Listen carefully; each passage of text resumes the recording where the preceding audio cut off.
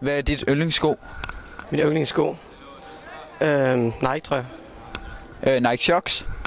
Ja. Okay. Beskriv en Randers-type. Scooter og slaskede bukser. Hej. Hvad er dit foretrukne køretøj at køre i? En knallert. Hvad drikker du, når du er i byen? Det kommer an på, hvad jeg laver i byen. Hvis du nu er inde i Storegader på Daisy og bare fyrer den max af. Mokai.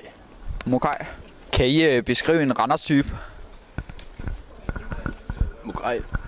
Sko, hvad er det nu, de hedder? Nike Shox. Hvad synes I om den der fest, Randers-fest, der var i Nærum? Det var da træls.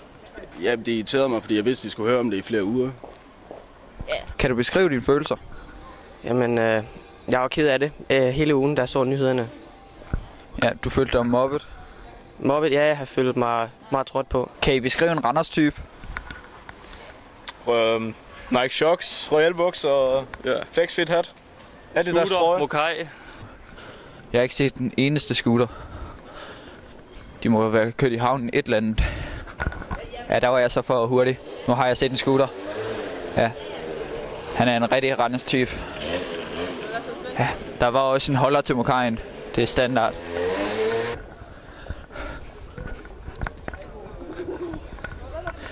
Må jeg stille dig nogle spørgsmål? Det er i orden. Jeg vidste, vi skulle have taget Mokai med. Det har lukket dem så meget hurtigere. Hvad følte du, da der var Randersfest i Nærum? Super. Det var rigtig godt. Ja, det var rigtig godt. Ja. Det var da totalt fedt. Ja, jeg vil håbe, vi prøver igen. Ja. Kan I huske, hvor I var? Ja, jeg kan godt huske det. Jeg skulle på arbejde den aften. På Marie Hobro, der hedder Arle Food. Jeg læste til eksamen. Så jeg kan også godt huske. Hvad drikker I, når I sådan er i byen, eller skal nyde noget en fredag aften? Okay, ja. Det smager skide godt jo. Jeg har også smagt det. How to get people to answer what you want them to answer.